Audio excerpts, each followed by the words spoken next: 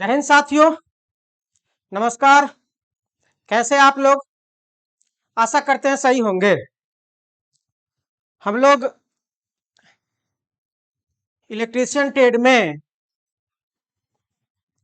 आपका second chapter देख रहे थे। पहला हम लोग बेसिक इलेक्ट्रिसिटी देख चुके हैं और उससे संबंधित कुछ क्वेश्चन भी बना चुके हैं। यानी पहला चैप्टर का आपका क्वेश्चन भी लगभग समाप्त हो गया है। 8 क्लास लगभग लिए थे क्वेश्चन का। अभी सेकेंड टॉपिक आपका चल रहा है एसी फंडामेंटल। तो थ्योरी क्लास आपका शाम में 8 PM डेली लाइव चल रहा है और ये आपका क्वेश्चन डिस्कशन एसी फंडामेंटल का ही लगभग 400 प्लस क्वेश्चन है। और ये सारे क्वेश्चन, जितना भी क्वेश्चन का डिस्कशन करेंगे हम लोग, ये सारे क्वेश्चन प्रीवियस ईयर एग्जाम का है। चाहे वह यूपीपीसीएल हो, चाहे इलेक्ट्रिसिटी बोर्ड हो, चाहे एलपी टेक्नीशियन हो, चाहे जेयूवीएनएल हो, चाहे जितना भी स्टेट लेवल इलेक्ट्रिसिटी बोर्ड है, सारे एग्जाम का प्रीवियस ईयर क्वेश्चन का कलेक्शन है यह। ठीक है, ये सारे क्वेश्चन को हम लोग डिटेल में देखेंगे। क्लियर? तो चलिए हम लोग क्लास स्टार्ट करते हैं ज्यादा समय बर्बाद ना करके। यह आपका डेली सुबह में 8 AM से 8 AM से क्लास आपको अवेलेबल हो जाएगा। तो पहला क्वेश्चन है आपका,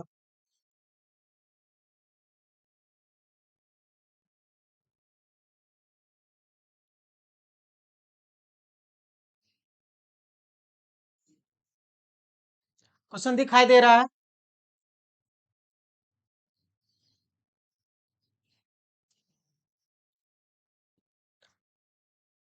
पहला क्वेश्चन है आपका, निम्न चित्र में शुद्ध रेसिस्टिव परिपथ कौन सा है? अब दे दिया है आपको कि 4 गो फिगर है, option A, option B, C, D. पूछ रहा है इसमें से प्योर रेसिस्टिव सर्किट कौन है। तो आपको इस टाइप से 3 क्वेश्चन आ सकते हैं। पूछेगा कि प्योर रेसिस्टिव सर्किट कौन है, प्योर इंडक्टिव सर्किट कौन है, और प्योर कैपेसिटिव सर्किट कौन है। इस तीन चूंकि हो इसमें 3 ही आते हैं। एक होता है रेसिस्टर, और एक होता है इंडक्टर, और एक होता है क्या जी, कैपेसिटर। तो रेसिस्टिव, इंडक्टिव और कैपेसिटिव, ये 3 सर्किट के बारे में आपको पूछेगा। तो चलिए हम लोग इसके बारे में जानते हैं कि कैसे इसको देखेंगे। तो इसको देखने के लिए पहले आपको कुछ बातें जाननी होगी कि जो आपको फिगर दिया गया है इस ढंग से, देखिए किसी को ऐसे कर दिया है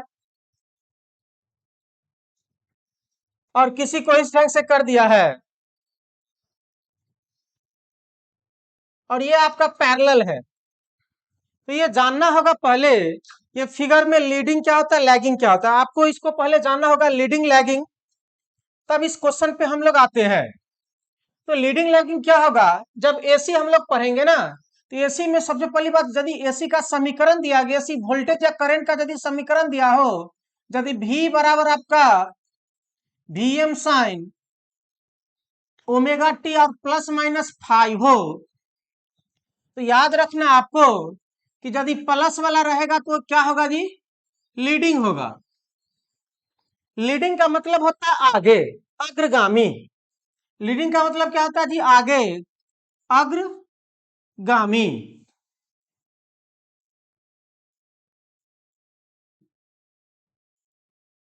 और माइनस यदि रहेगा तो क्या होगा जी, लैगिंग, मतलब पीछे, पश्चगामी। क्लियर? तो ये 2 चीज जान लीजिए, आगे और पीछे। लीडिंग रहेगा तो आगे होगा और लैगिंग रहेगा तो पीछे होगा। तो किससे लीडिंग लैगिंग, तो वोल्टेज और करंट हम लोग पढ़ेंगे तो यही वोल्टेज और करंट से ही होगा। और ये जो फाई आपका जो होता है, इस फाई को हम लोग बोलते हैं क्या जी, फेज एंगल। फेज एंगल कला कोण होता है हिंदी में। और टी के जितना पीछे वाला होता है उसको हम लोग क्या बोलते हैं जी, कोणीय आवृत्ति। कोणीय आवृत्ति इंग्लिश में बोलते हैं एंगुलर फ्रीक्वेंसी।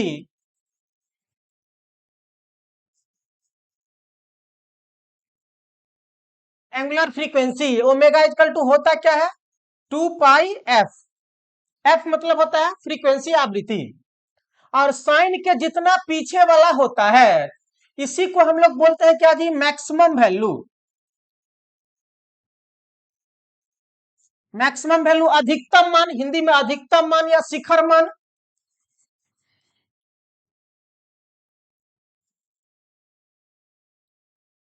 अधिकतम मान या क्या जी शिखर मान। इसी को एम्पलीट्यूड भी बोलते हैं जी।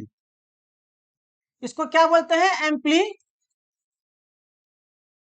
हिंदी में आयाम। तो ये किसको क्या बोला जाता है, और भी आपका हो गया क्या जी सप्लाई वोल्टेज जो हम दे रहे हैं। लेकिन मेरा क्वेश्चन क्या था, मेरा क्वेश्चन है क्या जी ग्राफ से संबंधित। मेरा क्वेश्चन क्या है जी ग्राफ से संबंधित। तो जब समीकरण दिया रहेगा तब लीडिंग लैगिंग आप समझ गए कि लीडिंग किसे बोलेंगे और लैगिंग किसे बोलेंगे। अब ग्राफ में हम लोग समझेंगे कि किसे लीडिंग बोला जाता है और किसे लैगिंग बोला जाता है। ग्राफ में हम लोग समझेंगे किसे लीडिंग बोला जाता है और किसे लैगिंग बोला जाता है। एज फॉर एग्जाम्पल, एक ग्राफ यदि ऐसा है, मतलब एक लाइन यदि सीधा है और इसी पे यदि कोई दूसरा लाइन आकर के बैठ जाए, इसी पे क्या हो जाए जी कोई दूसरा लाइन आकर के बैठ जाए, तो आप बताइए कौन आगे कौन पीछे। इसी पे दोनों लाइन क्या है जी पैरेलल है, समानांतर है, ठीक है। इसी पे कोई दूसरा लाइन आकर के बैठ गया है, क्लियर। तो एक लाइन पहले से था, उसी पे एक दूसरा लाइन आकर के बैठ गया है, तो वो क्या कहलाएगा कोई आगे ना कोई पीछे, यानी दोनों का जो बोट है वह बराबर है, यानी दोनों का वैल्यू क्या है जी बराबर है फेज में। कहने का मतलब यह हुआ कि यदि कोई वोल्टेज का आपका ग्राफ है, लाइन है आपका ये भी, और इसी लाइन पे या इसी के समांतर कोई दूसरा लाइन आ जाएगा, तो ना कोई आगे होगा ना कोई पीछे होगा, यानी दोनों क्या होगा जी समान फेज में होगा। दोनों क्या होगा जी समान फेज में होगा। और ये किसके लिए होता है, यह प्रतिरोध के लिए होता है। अब ग्राफ आपको यदि इस ढंग से दिया रहे, इसको एक्स अक्ष और इसको क्या बोलते हैं जी निगेटिव एक्स, इसको वाई और इसको क्या बोलते हैं जी निगेटिव वाई। अब मैथ में जानते होंगे 4 गो क्वाड्रेंट होता है, फर्स्ट सेकेंड थर्ड फोर्थ। अब इसमें हम लोग चलेंगे, अब ये होता है मूल बिंदु 0 0। यदि यहां से आप चलना स्टार्ट करते हैं तो सपोज दैट हम मान लिए कि इस अक्ष पे क्या जी वोल्टेज है, इस अक्ष पे क्या जी वोल्टेज है। जो भी हम लोग चलेंगे,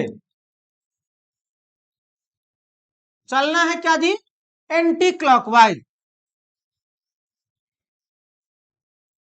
एंटी क्लॉकवाइज घड़ी के विपरीत दिशा में। तो यहां से चलेंगे, सपोज दैट ये चल के कुछ ऊपर आए, यहां पे आए, यह है V1 है, इसको क्या मान लिए जी हम V2। इसे कुछ ना कुछ क्या बनाएगा जी कोण बनाएगा थीटा। कोई आदमी चला था यहां से, अब चल के यहां पहुंच गया, तो बताएगा कौन आगे है, V1 आगे है या V2 आगे है। जल्दी से आप लोग कमेंट करके बताएंगे V1 आगे है या V2 आगे है।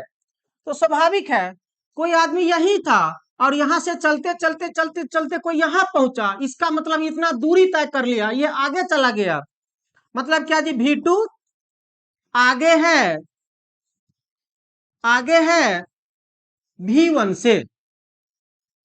किससे आगे है जी V1 से आगे है।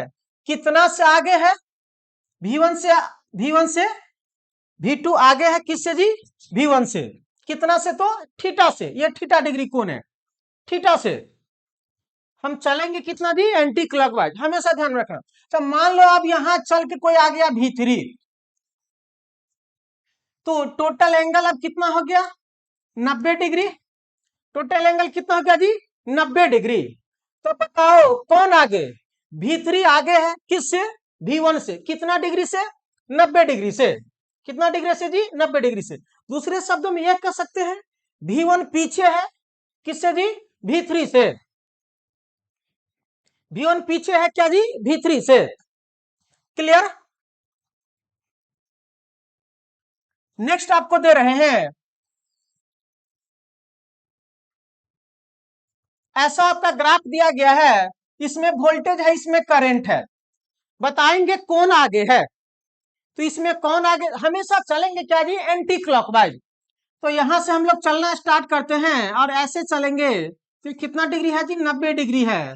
तो यहाँ पे क्या है जी, आई लीडिंग है, आगे है, लीडिंग है भी से, कितना डिग्री से, 90 डिग्री से आगे है, 90 डिग्री से आगे है। या ऐसे भी बोल सकते हैं, या भी पीछे है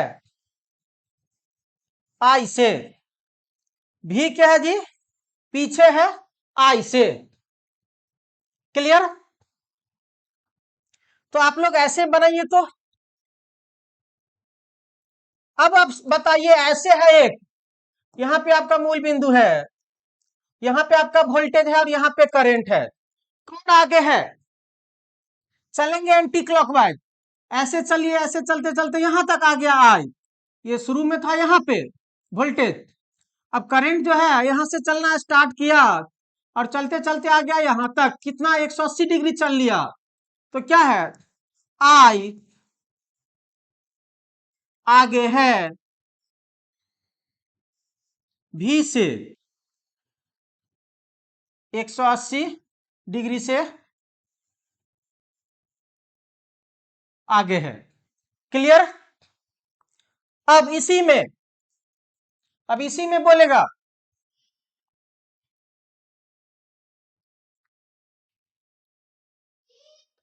आपका ऐसे दिया गया है, ये वोल्टेज और ये करंट है। अब बताएगा कौन आगे है, अब बताएगा कौन आगे है। हाँ, इसमें हमेशा शॉर्टेस्ट पाथ को चला जाता है, हमेशा क्या जी, शॉर्टेस्ट पाथ को चला जाता है। अब कोई कहेगा सर हम ऐसे घूमेंगे, एंटी क्लॉकवाइज तो घूमेंगे लेकिन ऐसे घूमेंगे। जब आप ऐसे घूमिएगा तो इधर कितना 270 डिग्री इसको चलना पड़ेगा। क्लियर, 270 डिग्री चलना पड़ेगा। अब ये करंट है और ये वोल्ट, चलना तो है एंटी क्लॉकवाइज, इतना कंफर्म है।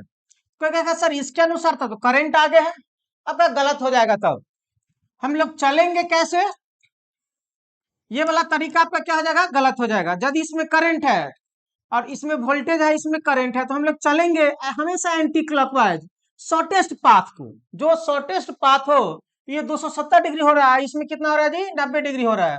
तो इसमें आगे कौन है, यहां से चल करके यह पहुंच गया यहां तक, इसमें आगे कौन है जी, वोल्टेज आगे है, भी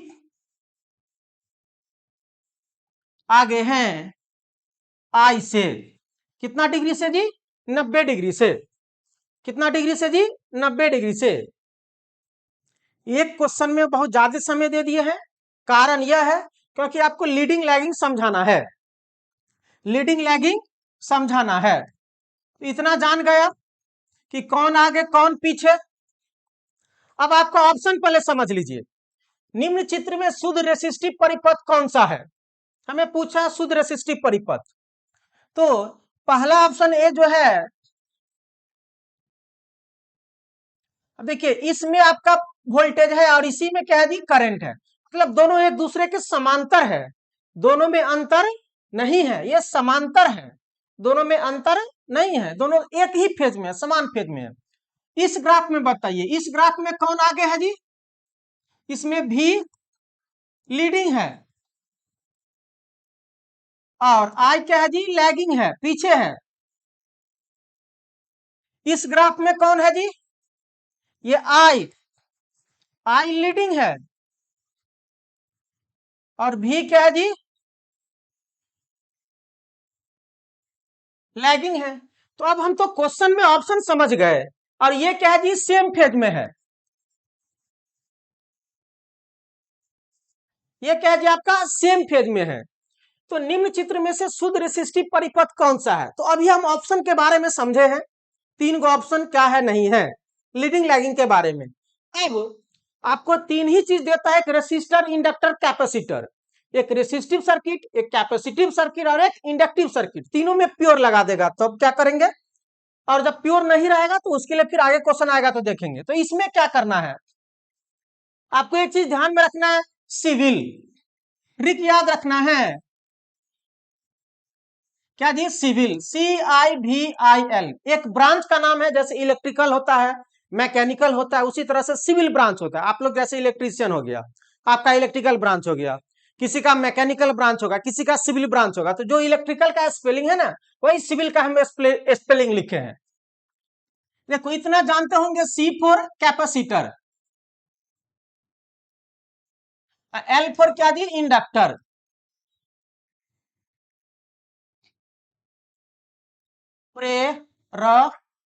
तो इसको बोलते हैं शायद, और इसको संधारित्र, कैपेसिटर क्या दादी, संधारित्र होता है।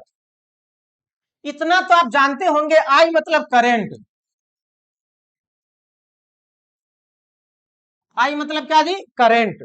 देखो C फॉर कैपेसिटर, तो कैपेसिटर में देखिए, कैपेसिटर में करंट क्या है, C के आगे है करंट या पीछे है, C के करंट आगे है, तो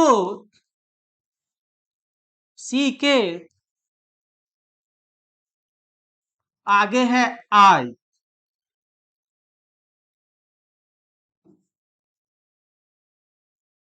इसलिए कैपेसिटर में करंट I लीडिंग होता है। क्या होता है जी, लीडिंग होता है। क्लियर। तो C के आगे है I, इसीलिए आपको ये ट्रिक ध्यान में रखना है, सिविल ब्रांच, तो CIVIL, C के आगे I, अरे करंट I क्या है, आगे है, तो कैपेसिटर में करंट क्या, लीडिंग, और L, L के क्या है जी, L के पीछे है I, इसलिए इसलिए इंडक्टर में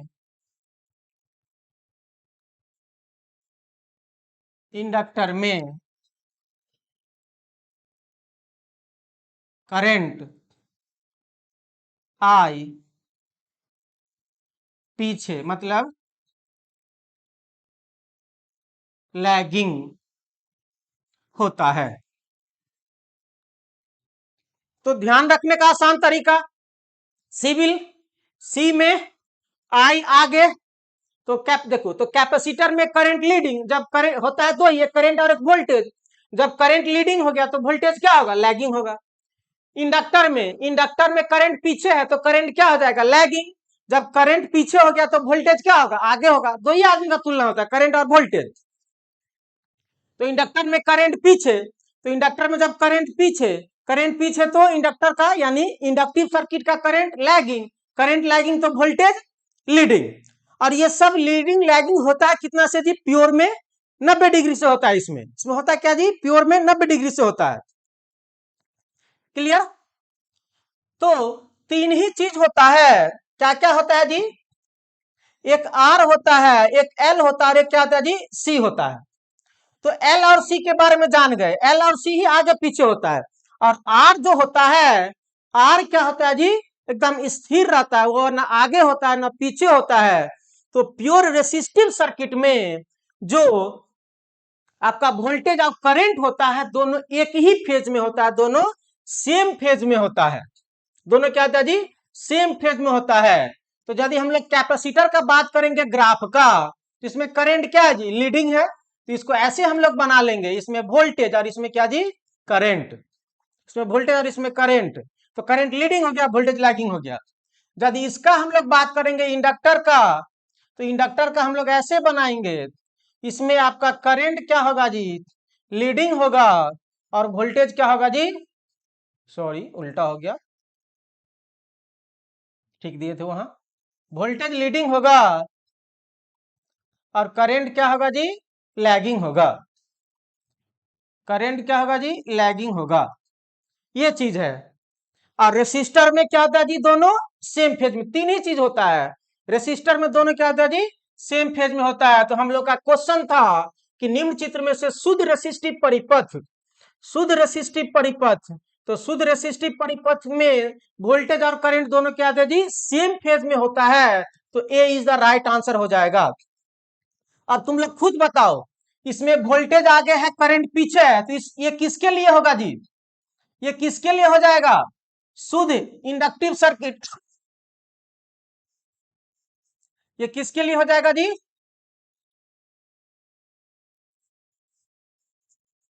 शुद्ध इंडक्टिव सर्किट,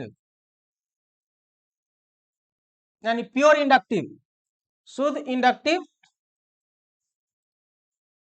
सीकेटी सर्किट। तो ये इसमें करंट लीडिंग है, तो ये क्या हो जाएगा जी, प्योर यानी शुद्ध capacitive circuit, capacitive circuit. Clear हो गया, इतना ही क्वेश्चन आता है। यदि आपको प्योर इंडक्टिव रहे, प्योर कैपेसिटिव रहे और प्योर रेसिस्टिव रहे, ये तीन ही क्वेश्चन बनता है इसमें। बाद बाकी होगा तो मिक्स करके आएगा, नेक्स्ट क्वेश्चन आएगा आगे तो उसको देखेंगे। यह हम लोग समझ गए। क्लियर, किसी को कोई डाउट? बहुत ज्यादा समय लग गया जी एक क्वेश्चन में।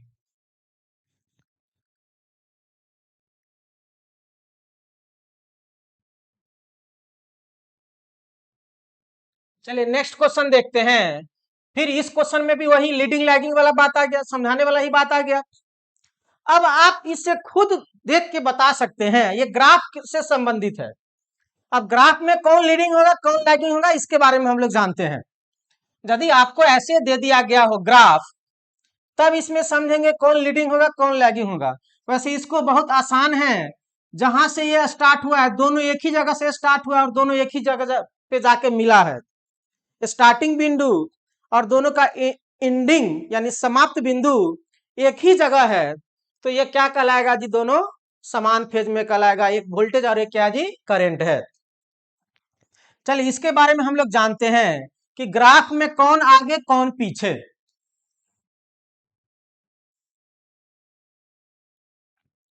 देखिए पेन कहां से चालू होता है उस पर ध्यान दीजिएगा, आपको खुद पता चल जाएगा। ये ग्राफ साइन का दे रहा है, कोई ग्राफ ऐसे स्टार्ट हो रहा है यहां से। क्लियर, और एक ग्राफ यहां से स्टार्ट हो रहा है।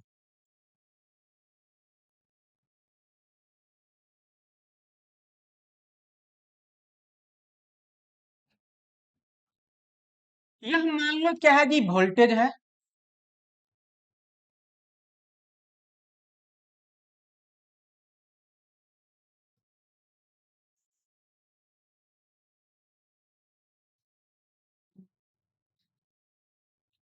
ये आपका क्या जी, वोल्टेज है। और ये आपका क्या है जी, करंट है। आपको बताना है कि कौन आगे है और कौन पीछे है। बहुत आसान तरीका है। ये मूल बिंदु है, ठीक है, 0 0। अब यहां से आप देख लीजिए कि कौन कहां से चलना स्टार्ट किया है, दिखाई दे रहा है ना सही से, यस। अब यहां से यदि हम लोग चलने का बात करते हैं, किसी एक बिंदु का ले लीजिए, दूरी तय करने का बात करते हैं हम लोग। चलिए यहां पे दोनों मिल रहा है, यहां का बात हम लोग करते हैं। ये पहले वाला ग्राफ जो वोल्टेज है, वो यहां से चलते चलते चलते चलते चलते यहां तक पहुंचा। क्लियर, इसका दूरी इतना है। अब ये वाला ग्राफ क्या है, इतना छोड़ के यहां से स्टार्ट हुआ है। यदि यहां से स्टार्ट हुआ है तो ये वाला इतना दूरी तय किया। इसको मान लेते हैं D1 और इसको मान लेते हैं D2। अब खुद बताइए कौन ज्यादा बड़ा है, D1 बड़ा है या D2 बड़ा है। D1 की दूरी ज्यादा है, ये यहीं से चलना स्टार्ट किया, ये कुछ देर के बाद स्टार्ट किया है। तो ये जो आपका वोल्टेज होगा, वह वोल्टेज क्या होगा जी, लीडिंग होगा, आगे है, लीडिंग होगा। और ये जो आई है वो बाद में स्टार्ट हो रहा है, आई क्या होगा जी, लैगिंग होगा। कितना से होगा, तो यह यदि डिस्टेंस दिया रहता, ये कितना है, सपोज दैट ये 30 डिग्री डिस्टेंस दिया है, तो 30 डिग्री से वोल्टेज क्या है जी, आगे है और करंट पीछे है। क्लियर? सपोज दैट आपको ऐसे दिया गया हो, तब आप बताएंगे कि कौन आगे और कौन पीछे है। एक ग्राफ ऐसे चला है और एक ग्राफ यहां से चला है। अब मान लेते हैं, हम इसको मान लेते हैं करंट और इसको मान लेते हैं क्या जी, वोल्टेज। और इसकी दूरी यहां से यहां तक π/2 है। अब आपको बताना है करंट आगे है कि वोल्टेज आगे है, करंट आगे है कि वोल्टेज आगे है। कुछ नहीं, वही ट्रिक अपनाएंगे, तरीका अपनाएंगे कि कौन आगे और कौन पीछे में। तो चलने का बात करते, यदि कोई यहां से चलना स्टार्ट किया है, कोई एक पॉइंट यहां ले लीजिए, यहां से यहां तक का इसका दूरी देखिए, और ये यहां से स्टार्ट किया है, यहां से यहां तक का इसका दूरी,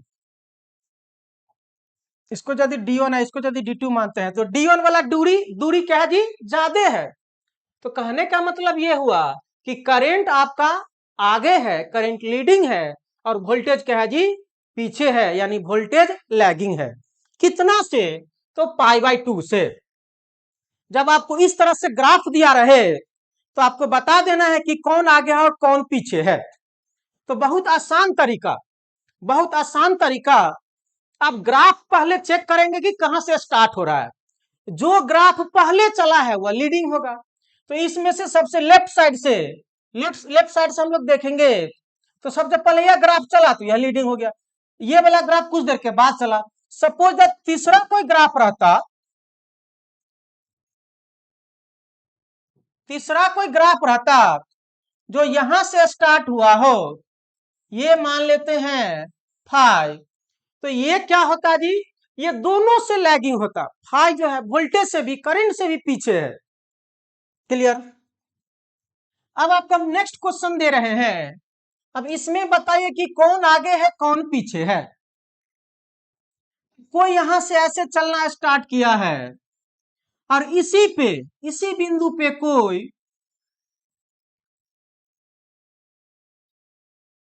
ये सेम बिंदु से चल रहा है। अब कोई बताएगा कि इसमें कौन आगे है। सपोज दैट इसको हम दे दिए वोल्टेज और इसको क्या दे दिया जी, करंट। इसमें कोई आगे कोई पीछे नहीं है। यहां से हम यदि चेक करना चाहते हैं, पहला वाला ग्राफ भी इतना दूरी तय किया है D1 और दूसरा वाला भी इतना ही दूरी तय किया है जी D2। ये लाइन सीधा है। पहले वाला भी जितना दूरी तय किया है, दूसरे वाला भी उतना ही दूरी तय किया है। इसका मतलब यह ग्राफ ना कोई आगे है ना कोई पीछे है। तो है क्या, ये दोनों ग्राफ समान फेज में है। ये दोनों ग्राफ क्या जी, समान फेज में है। वोल्टेज और करंट के बीच के जो कोण होता है उसे ही हम लोग क्या बोलते हैं जी, फेज एंगल बोलते हैं। और उसी फेज एंगल को हम लोग क्या बोलते हैं जी, पावर फैक्टर एंगल।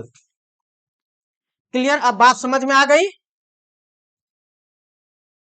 तब इस क्वेश्चन में बताएंगे, इस क्वेश्चन में क्या बताएंगे, ये ग्राफ एक यहां से स्टार्ट हुआ और दूसरा ग्राफ भी इसी पे चल रहा है, एम्पलीट्यूड में आगे पीछे है। तो जहां से दोनों ग्राफ स्टार्टिंग हुआ है फिर एंडिंग भी वहीं पे हुआ है, तो ना कोई आगे है ना कोई क्या जी, पीछे है। ठीक है? अरे एक रेस है, दौड़ है, तो दौड़ में दोनों स्टार्ट किया सेम बिंदु से और पहुंच भी गया दोनों सेम बिंदु पे। कोई बता सकता है कि कौन आगे कौन पीछे? नहीं, मैच ड्रॉ हो गया। दोनों सेम रन यानी एक्वायर किया, दोनों के पास रनों की संख्या समान है, तो दोनों क्या जी, समान फेज में है। दोनों क्या जी, समान फेज में। तो आंसर क्या हो जाएगा, ए, इन फेज। इन फेज मतलब क्या जी, समान फेज। इन फेज का मतलब क्या जी, समान फेज। इन फेज का मतलब क्या जी, समान फेज। बाद बाकी ऑप्शन है out of phase leading, out of phase current lagging. तो यही हम लोग लीडिंग लैगिंग पढ़े हैं। तो जैसे जैसे ग्राफ आएगा वैसे वैसे करेंगे। आउट ऑफ फेज का मतलब है दोनों एक दूसरे के फेज में आउट है, एक दूसरे के विपरीत। नेक्स्ट क्वेश्चन,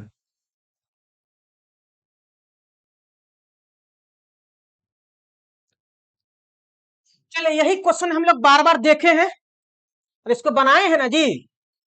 चित्र में करंट, अब ये आपको फिगर दे दिया है, ये फिगर दे दिया है, इसमें दे दिया है वोल्टेज, इसमें दे दिया है करंट। अब तो बहुत आसान हो गया जी। ये कितना है जी, 90 डिग्री है। बताओ तो कौन आगे कौन पीछे।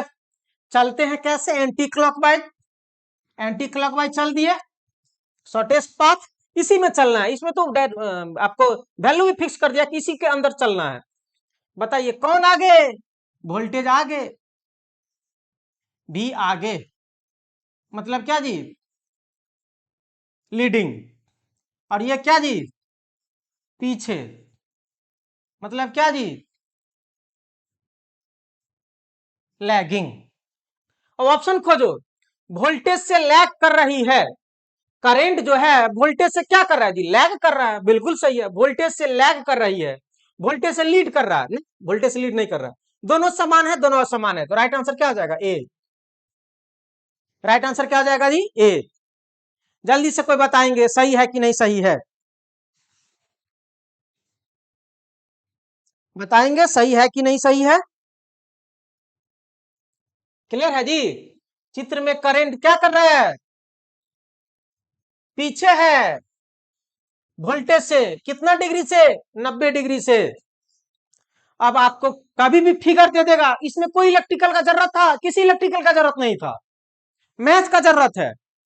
फिगर आपको दिया रहेगा, कौन आगे कौन पीछे, फिगर देख के आपको पहचानना है, एंटी क्लॉकवाइज चलना है। क्लियर। नेक्स्ट क्वेश्चन है, निम्न परिपथ में माप रहे हैं।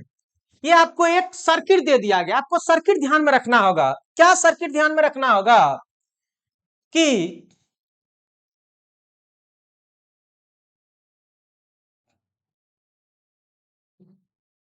यदि आपको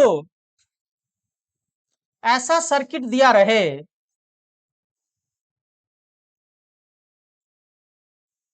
देखो ये सीसी का मतलब है करंट कॉइल, ये सीसी का मतलब क्या है जी,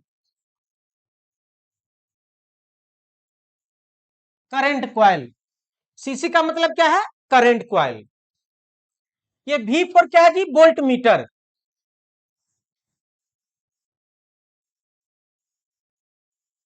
और ये आमीटर, हिंदी में लिख दे रहे हैं, ए फॉर आमीटर।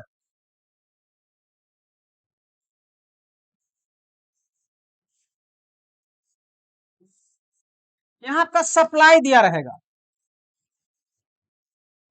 इसी फिगर में ये क्या रहेगा जी, यहाँ पे सप्लाई दिया रहेगा। उसके बाद ये आपको दिया है क्या जी, प्रेशर कॉइल।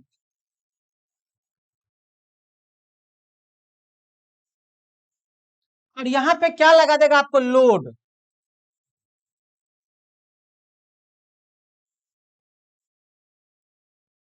ये आपका क्या लगा हुआ है जी, लोड लगा हुआ है।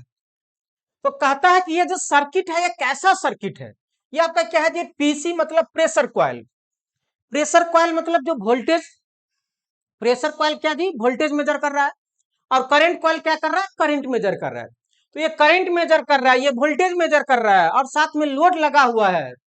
तो ये जो आपको मेजर करता है, ये जो सर्किट होता है, यह जो सर्किट है, ये सर्किट है क्या जी, power factor, power factor measurement. ये सर्किट क्या है जी, पावर फैक्टर। तो ये जो निम्न परिपथ, ये जो परिपथ है, ये जो आपका सर्किट है, ये परिपथ है, कहा ये क्या चीज को मापता है, तो ध्यान में रखेंगे ये क्या चीज को मापता है जी, पावर फैक्टर को मापता है। क्या चीज को मापता है जी, पावर फैक्टर को मापता है। कारण क्यों, पावर इजकल टू फॉर्मूला होता है V I cos five, V I क्या जी, कॉस फाइव। तो यही कॉस फाइव को हम लोग क्या बोलते हैं जी, पावर फैक्टर। तो ये जो कॉस फाइव बराबर होता है पी बट्टे में वी आई, पी बट्टे में क्या जी, वी आई। तो ये प्रेशर कॉइल, करंट कॉइल, ये मेजर करके यानी VI से यदि भाग देते हैं तो हमें पावर फैक्टर मिल जाता है और ये पावर आपका अवेलेबल रहता है। क्लियर? तो ये आपको ध्यान रखना, ये सर्किट जो होगा क्या जी, पावर फैक्टर मेजरमेंट का। Next question. अब जो इतना डिस्कशन किए हम लोग शुरू में,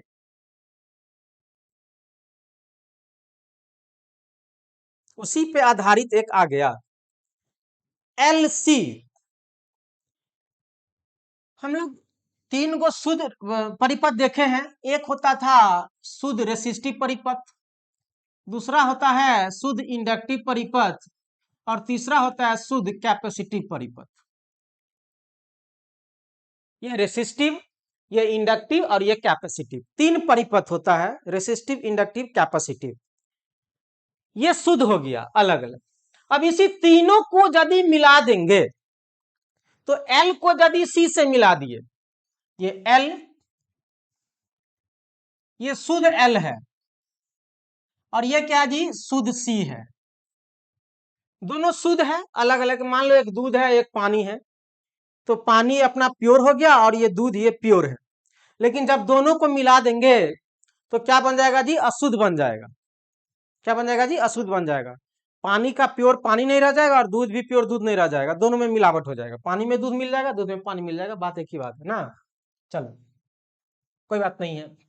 लेकिन क्वेश्चन है मेरे पास, एक शुद्ध LC परिपथ में पावर खपत होता है, तो बहुत इंपॉर्टेंट पॉइंट है, जब प्योर ये L और ये C रहे और यहां से आपको AC सप्लाई दे दिया गया है, V बराबर VM साइन ओमेगा टी, या ऐसे भी दे सकते हैं, V बराबर 100 साइन दे दीजिए 10 पाई टी अब प्लस पाई बाई 2, जो देना है दे सकते हैं, कोई दिक्कत ना है। ये L है और ये C है। कहता है ये दोनों जो लगाया गया है ना, ये प्योर है, ये भी प्योर है, ये भी प्योर है, दोनों शुद्ध है।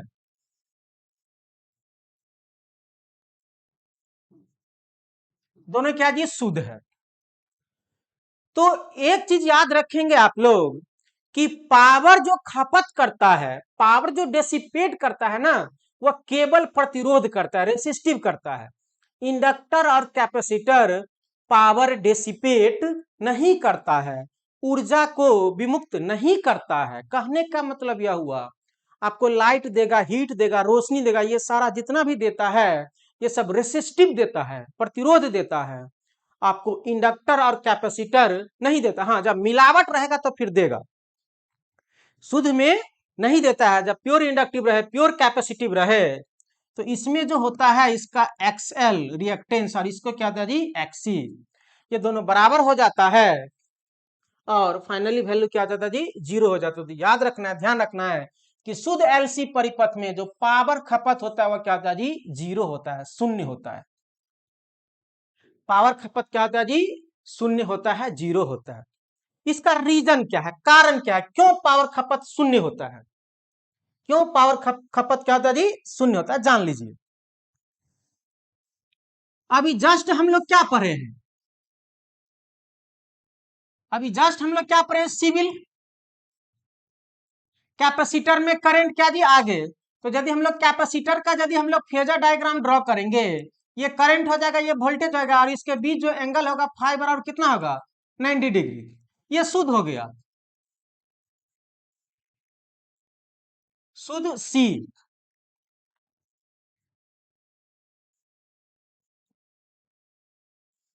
ये भी फाई बराबर क्या है, 90 डिग्री। ये आपका क्या हो जाएगा जी, शुद्ध एल हो जाएगा। तो दोनों के बीच वोल्टेज और करंट के बीच का जो कोण होता है उसे ही बोलते हैं पावर फैक्टर एंगल, उसे ही क्या बोलते हैं जी, पावर फैक्टर एंगल। तो यदि इसका हम लोग पावर निकालेंगे, एसी पावर का जो आपका फॉर्मूला होता है, पी बराबर पावर, पावर पी बराबर शक्ति बराबर जो एसी का फॉर्मूला होता है पावर का V I cos five, V I cos five, और ये कॉस फाइव यानी फाइव क्या है जी, वोल्टेज और करंट के बीच का कोण। तो देखिए तो शुद्ध सी के लिए बात करते हैं, वोल्टेज और करंट के बीच का कोण क्या है, 90 डिग्री। तो वी आई और कॉस 90, तो वी आई और कॉस 90 का मान क्या होता है, 0 बराबर कितना हो जाएगा जी, 0 वाट। क्या शक्ति मिला, कुछ नहीं, 0 वाट हो गया। शक्ति मिला जी, नहीं मिला, 0 वाट हो गया। अब इसी में हम शुद्ध एल का यदि बात कर रहे हैं, इसमें करंट है और इसमें क्या जी, वोल्टेज है। ये आपका फाइव बराबर कितना जी, 90 डिग्री। ये क्या है, शुद्ध एल है, सिविल वाला तरीका से। तो इसमें भी यदि हम लोग शक्ति निकालेंगे पावर, पी बराबर एसी का जो फॉर्मूला होता है पावर का, वो होता है वी आई कॉस फाइव। तो बताइए वी आई, इसमें भी फाइव का मान 90 डिग्री, तो कॉस 90 का मान शून्य होता है, इतना जानता होगा, बराबर कितना जी, 0 वाट। तो बताइए दोनों में से कोई पावर दिया, ये भी 0 वाट, वो भी 0 वाट, तो आंसर क्या होगा जी, अरे 0 + 0 कितना होगा, 0 होगा। कहां चला गया जी क्वेश्चन, ये है क्वेश्चन आपका। क्वेश्चन मेरा क्या पूछा गया, एक शुद्ध एल सी, एल भी और सी भी है, परिपथ में पावर खपत, तो एल में भी 0 आया और सी में भी क्या आया, 0 वाट आया, तो कितना होगा, शून्य होगा, 0 होगा। कितना होगा जी, शून्य होगा, 0 होगा। देखिए आप ये क्वेश्चन को यदि इस ढंग से समझ के बनाते हैं, थोड़ा समय लगेगा, तो इतना विश्वास रखिए, आप किसी भी एग्जाम का क्वेश्चन बनाने जाइएगा, ये रटने वाला है नहीं। और यदि रट के यदि आप लोग पढ़ते हैं, कोई ट्रिक तरीका से पढ़ते हैं, तो आपका जॉब लगेगा, ये कोई गारंटी नहीं है। अलग बात है किस्मत से, तुक्का से कभी काम कर गया तो कर गया, लेकिन अभी के कंपटीशन दौर में आपका तुक्का काम नहीं करेगा।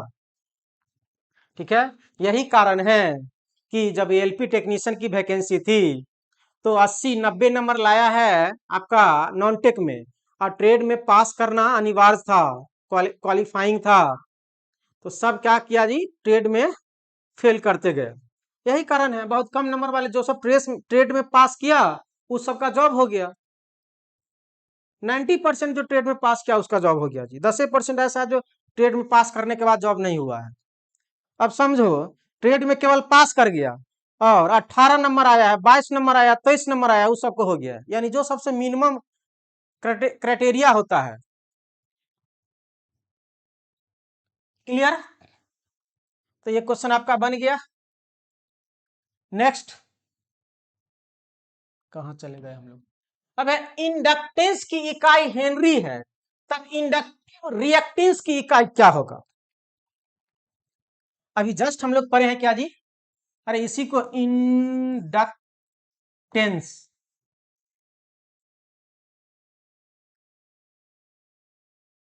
जिसे हम लोग इंडक्टिव सर्किट बोले थे जी, और कैपेसिटिव सर्किट, तो एल, इसका जो यूनिट होता है वो क्या होता है जी, हेनरी, जानते होंगे, हेनरी एच। इंडक्टेंस, इसी को हिंदी में देखो, यही बार बार हम कर रहे हैं कि आपका प्रेरकत्व नहीं दिया, इसका हिंदी, इंग्लिश का हिंदी में लिख दिया इंडक्टेंस।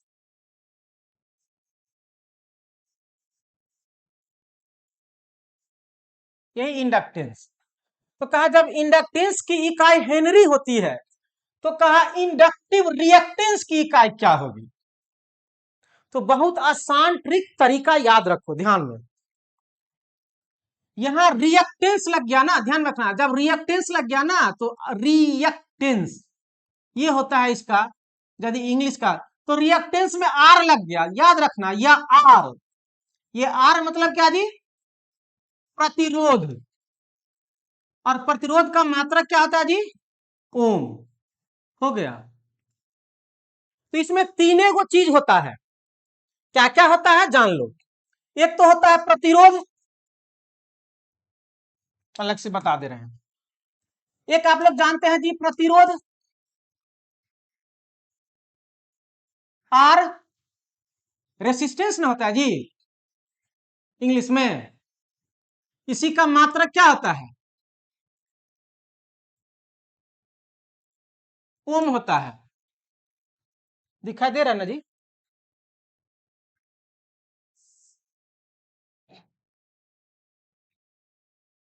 काला ले ले।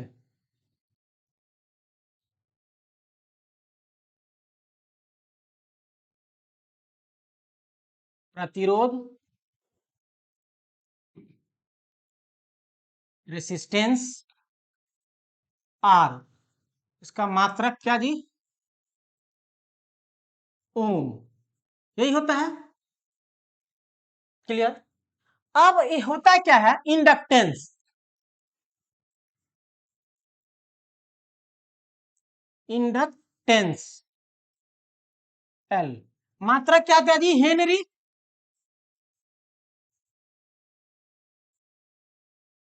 इंडक्टेंस में अब क्या लगा देगा? Reactive inductance. अरे यही ना था क्वेश्चन में जी। यस, तो रिएक्टिव आर लग गया।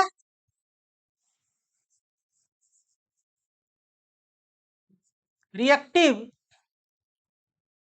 सॉरी, इंडक्टिव रिएक्टेंस जी।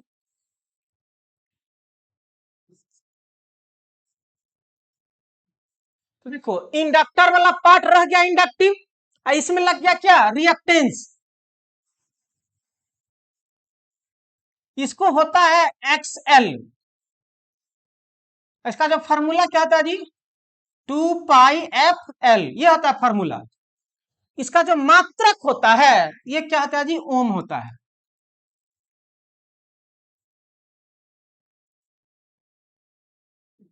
तो ध्यान में रखेंगे, जब रिएक्टेंस लग जाएगा, चाहे इंडक्टिव हो या कैपेसिटिव हो।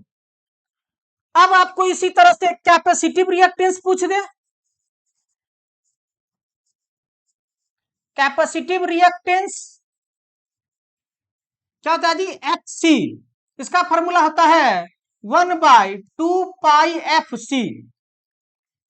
तो जब रिएक्टेंस लग जाए, चाहे इंडक्टिव रहे चाहे कैपेसिटिव रहे, उसका मात्रक क्या होगा जी? आपका ओम होगा। याद रखेंगे, मात्रक क्या होगा जी? ओम। क्लियर।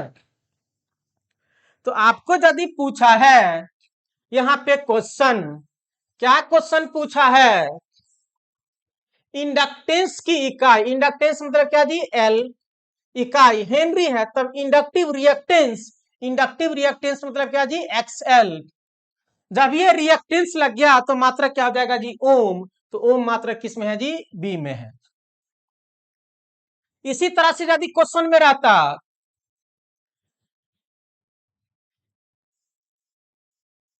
कैपेसिटेंस, कैपेसिटेंस का मात्रक, धारिता का मात्रक आपको क्या है बताइए तो? फैराड। यस, धारिता का मात्रक अब क्या है जी? फैराड है। तब तब आपको क्या पूछेगा? Capacitive reactance. तब कैपेसिटिव, कैपेसिटिव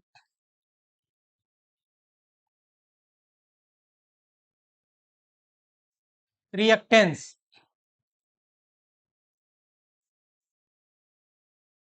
तो जब ये रिएक्टेंस आ गया एक्सी, तो इसका भी मात्रक क्या हो जाएगा? ओम हो जाएगा। इसका भी मात्रक क्या हो जाएगा जी? ओम हो जाएगा। तो इंडक्टिव रिएक्टेंस रहे, कैपेसिटिव रिएक्टेंस रहे, दोनों का मात्रक क्या होता है जी? ओम होता है। क्लियर। दोनों का मात्रक क्या होता है जी? ओम होता है। अब है एक शुद्ध एसी, यानी एक एसी शुद्ध इंडक्टिव परिपथ में। तो ये चीज सब आपको ध्यान में रखना है, क्या जान लीजिए। एक शुद्ध रेसिस्टिव परिपथ है। ये क्या है जी? शुद्ध रेसिस्टिव परिपथ है। इसमें आपका वोल्टेज का जो रिलेशन होता है क्या? ये यदि आई है और इसमें यदि वोल्टेज है,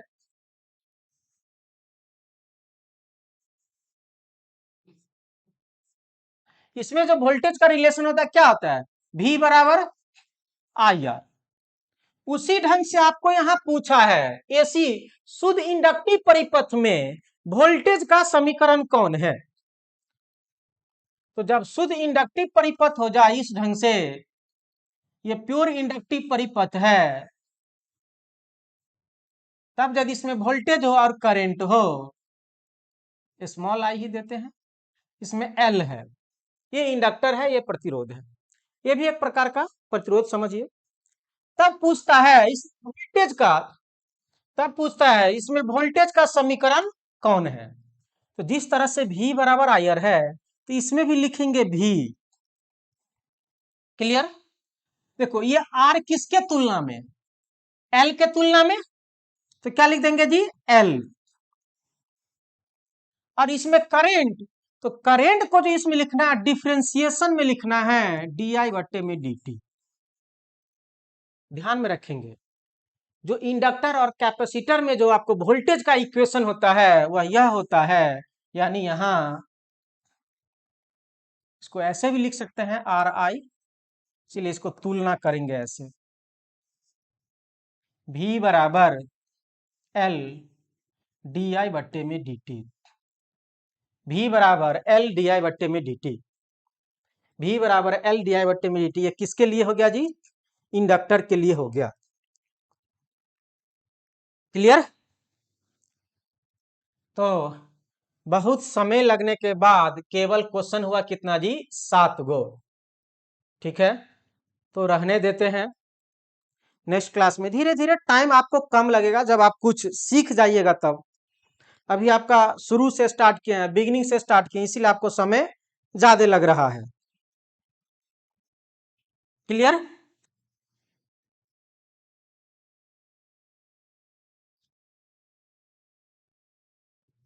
कोई डाउट तो बोलेगा।